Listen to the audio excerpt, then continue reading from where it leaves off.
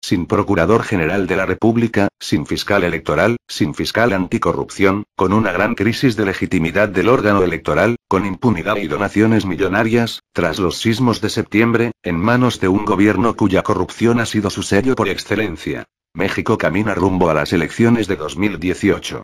1. La llegada de Peña Nieto a la presidencia de México. Más que una elección, fue una compra de la presidencia de la República. Julio Hernández. La victoria de Peña Nieto es quizá la primera compra anticipada de la presidencia de la República. Genaro Villamil.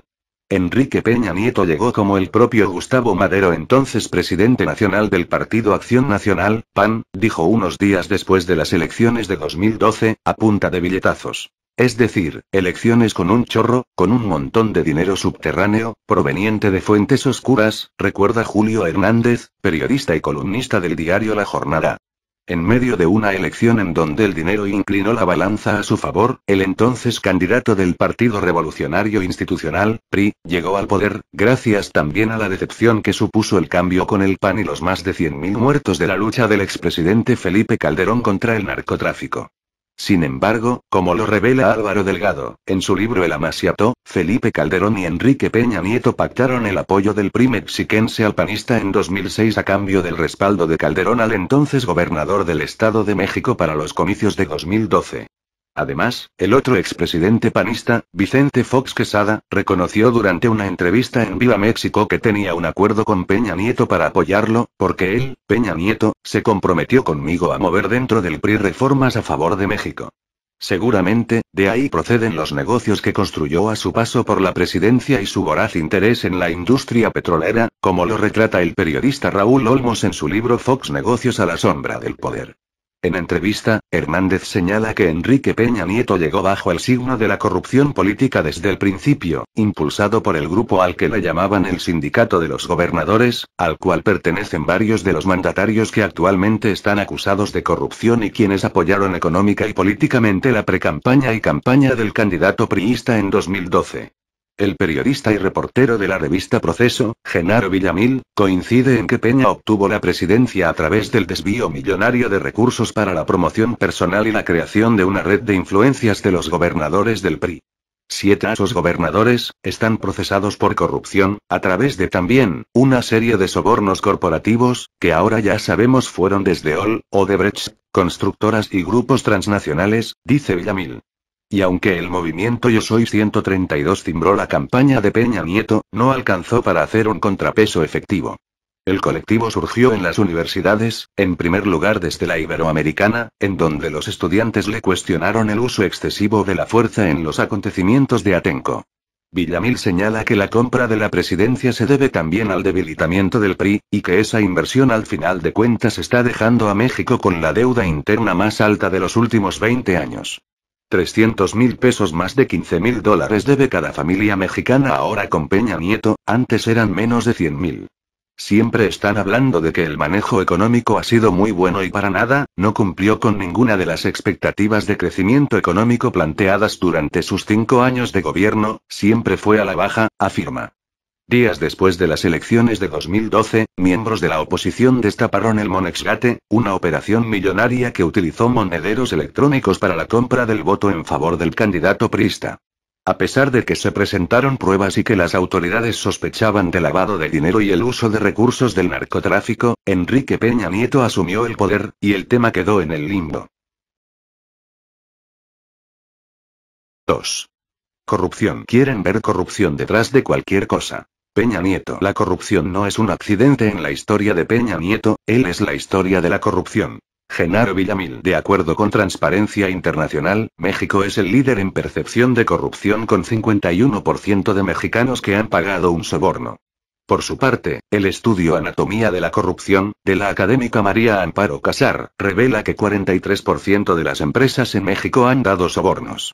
Ni la Casa Blanca de Peña Nieto, ni el plagio en su tesis, la casa de su entonces secretario de Hacienda en Malinalco, la compra y el uso irregular de software para espiar periodistas y activistas, los sobornos a funcionarios por parte de empresas como Odebrecht, la desviación y desaparición de millones de pesos desde dependencias federales, significan corrupción para el presidente. Somos los mexicanos los que tenemos una percepción equivocada. El presidente permea su criterio y también su secretaria de la Función Pública, Arely Gómez, se queja de las críticas a la corrupción en el gobierno federal, ya que el problema es de percepción porque las redes sociales la amplifican. Llama la atención la declaración de Gómez, quien es una de las responsables de perseguir esos delitos, pero ninguno de los casos plenamente documentados y detallados que han presentado periodistas y organizaciones civiles son dignos de investigar por parte de la dependencia que encabeza. Julio Hernández señala que el caso Odebrecht es solo una parte del gran entramado de corrupción política que ha permitido que las campañas en México, las de presidentes municipales, las de diputados, las de senadores, de gobernadores y desde luego, y principalmente de la presidencia de la República, estén siendo financiadas por intereses criminales de cuello blanco como en el caso de Odebrecht, de OL, del grupo IGA, mexicano, como grupos criminales expresamente relacionados con grupos del crimen organizado. Pero para Enrique Peña Nieto eso es una exageración, porque cualquier cosa que ocurra hoy en día es, por, la corrupción, aseguró durante el foro Impulsando a México. La fortaleza de sus instituciones. Casi, si hay un choque aquí en la esquina fue la corrupción, algo pasó en el semáforo, ¿quién compró el semáforo que no funcionaba? Ironizó el presidente de México en medio de las múltiples denuncias e investigaciones de corrupción en su gobierno.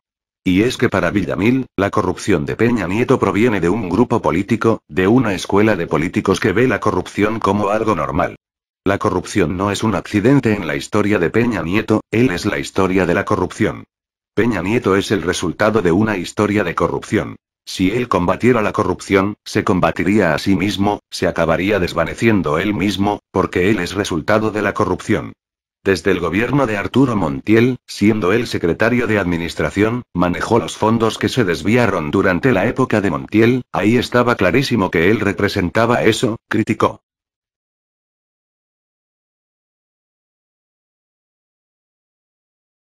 ¡3!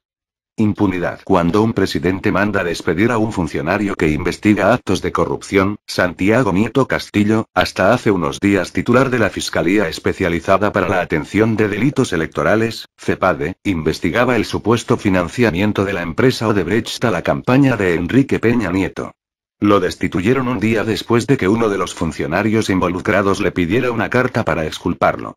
México se sitúa en el primer lugar de impunidad en América Latina y el cuarto a nivel internacional. Incluso superamos a Venezuela con 2 posiciones, de acuerdo con el Índice Global de Impunidad 2017, que analiza a 69 países miembros de la ONU. Durante este sexenio, múltiples casos han quedado en la absoluta impunidad. Desde Ayotzinapa, las masacres en Apatzingán y Tanhuato, en los que existen acusaciones por presuntas ejecuciones extrajudiciales y desaparición de personas. Es la llegada de una generación de gobernantes que desprecian profundamente los derechos humanos. Desde el caso de Atenco, él, Peña Nieto, dio a entender que la mano dura la iba a ejercer siempre, y que iba a hacer todo lo posible por alterar expedientes, como en el caso de la niña Paulette. Lo que estamos viendo ahora, es la historia de Ayotzinapa, por ejemplo, la historia de muchos otros casos, incluyendo los asesinatos de periodistas que han quedado en la impunidad, porque francamente no le importa ni lo ve como una prioridad el tema de los derechos humanos, dice Villamil.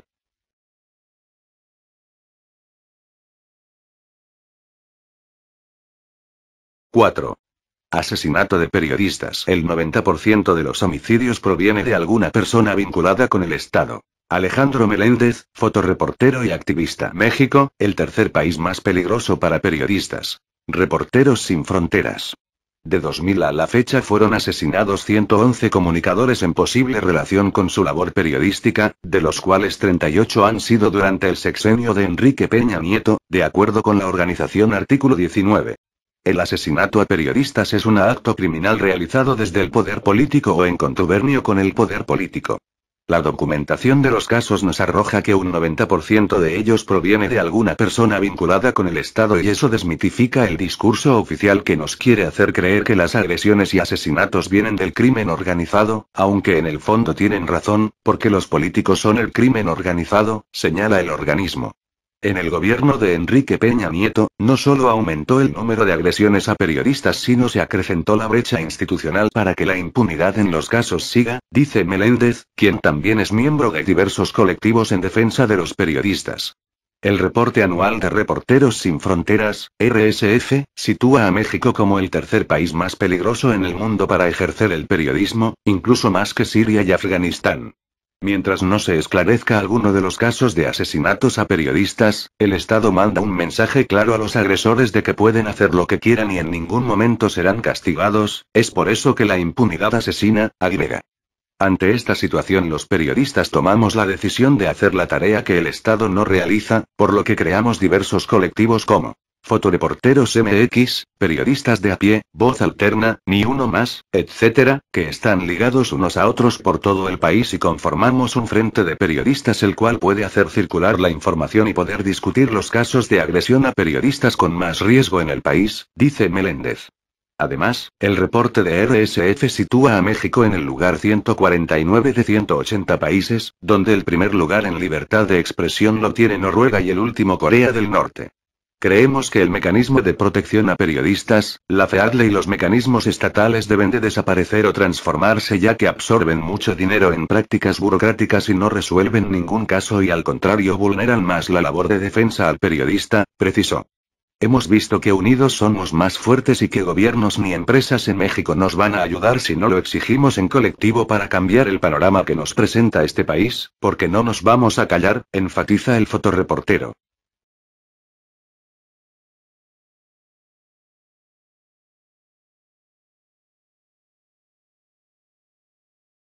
5. Legitimidad del órgano electoral rumbo a las elecciones presidenciales. El INE llega desprestigiado, sin un grupo de consejeros electorales capaces de hacerle contrapeso al poder. Villamil. Después de las elecciones del 2012 y las de julio pasado, el Instituto Nacional Electoral, INE, llega secuestrado, como acusan organizaciones civiles. Y es que el INE descartó el financiamiento ilegal en la campaña del candidato del PRI en el Estado de México. Además, el Tribunal Electoral del Poder Judicial de la Federación le regaló prácticamente al PRI el triunfo en el estado de Coahuila, y a ello se suma la reciente destitución del fiscal electoral que intentó investigar el financiamiento de Odebrecht a la campaña de Peña Nieto. Tenemos perfectamente claro que, desde la Presidencia de la República, desde el PRI y sus aliados, se encabeza un proceso de restauración autoritaria con la complicidad y la subordinación de la mayoría del Consejo General del INE, señaló en un comunicado la organización ahora, tras las denuncias que presentaron sobre las elecciones en el Estado de México en julio de este año. Lo que el gobierno de Peña Nieto también hizo, fue un desmantelamiento de los organismos autónomos y en especial de las autoridades electorales. El INE llega desprestigiado, sin un grupo de consejeros electorales capaces de hacerle contrapeso al poder. Pero más grave que el INE, es el tribunal, de los 7 magistrados 5 son del oficialismo, señala Villamil. Por su parte, el fotoreportero Alejandro Meléndez considera que las campañas electorales del próximo año pondrán en el país el escenario más violento de la última década, por lo que los periodistas estamos empezando a organizarnos para la cobertura y con eso incluimos capacitación con plataformas como Twitter y Facebook, así como con organizaciones no gubernamentales como son Artículo 19 o Reporteros Sin Fronteras. Además, Julio Hernández señala que la relación con las grandes televisoras va a ser un factor determinante en las próximas elecciones, en donde el fraude tradicional va a ser reforzado por ese apoyo mediático. Por su parte, Genaro Villamil considera que la guerra sucia va a estar en las redes sociales. La pregunta es si eso les da para maquillar una victoria como si les dio la televisión en el 2012.